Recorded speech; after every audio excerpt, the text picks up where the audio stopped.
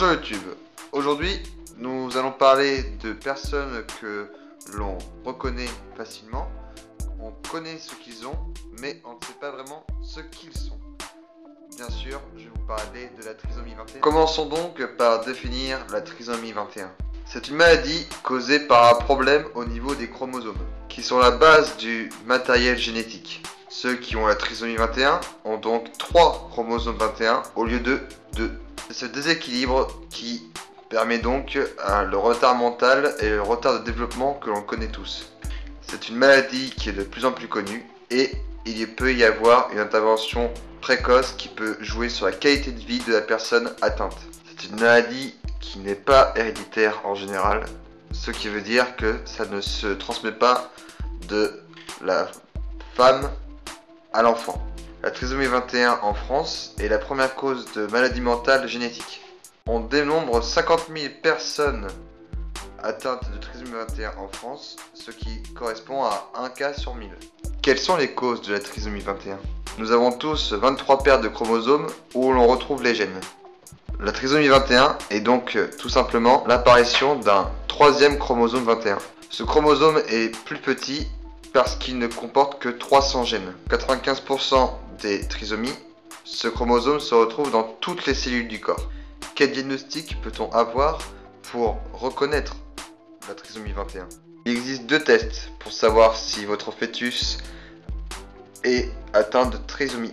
Nous allons d'abord avoir le test de dépistage, où nous allons prendre un échantillon de sang de la mère à environ la 11e semaine de la grossesse, lors d'une échographie, pour savoir l'espace qu'on aura entre le cou et la colonne vertébrale du fœtus.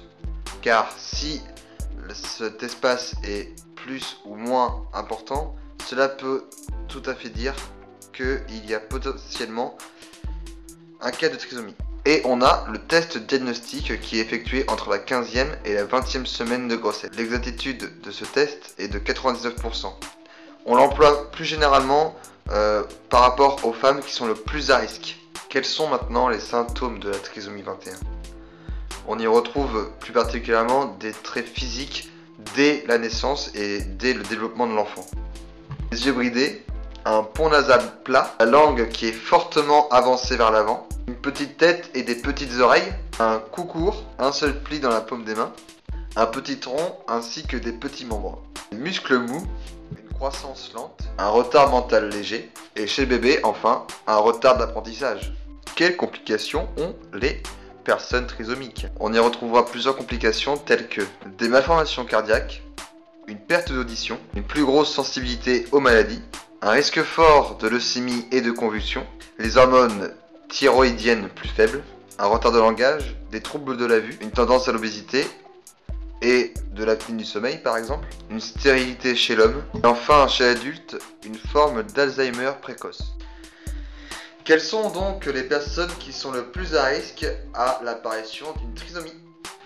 Une femme enceinte qui est beaucoup plus âgée que la normale va donner plus facilement la vie à un enfant trisomique dû d'une part par ses ovules qui seront plus vieillissantes et donc porteuses de problèmes au niveau des gènes. Une femme qui a déjà eu un enfant trisomique aura 1% de risque d'en avoir un deuxième. La trisomie est non héréditaire, mais dans un faible pourcentage, il est possible d'être porteur d'un gène de translocution et cela devient donc un risque familial. Quel traitement peut-on apporter pour améliorer la qualité de vie d'une personne atteinte de trisomie 21 ? On peut proposer de l'orthophonie pour l'amélioration du langage et de la communication, de la kinésithérapie pour du renforcement musculaire et de la mobilité, et enfin un suivi psychologique peut être bénéfique s'il y a un événement brutal qui surgit dans la famille, que ce soit pour la personne trisomique comme pour l'entourage de cette personne trisomique. Cette vidéo est maintenant terminée. Si vous l'avez appréciée, vous pouvez me le dire en commentaire, me mettre un petit pouce bleu, et si le cas vous en dit, de vous abonner, ça vous fera pas de mal. À bientôt YouTube.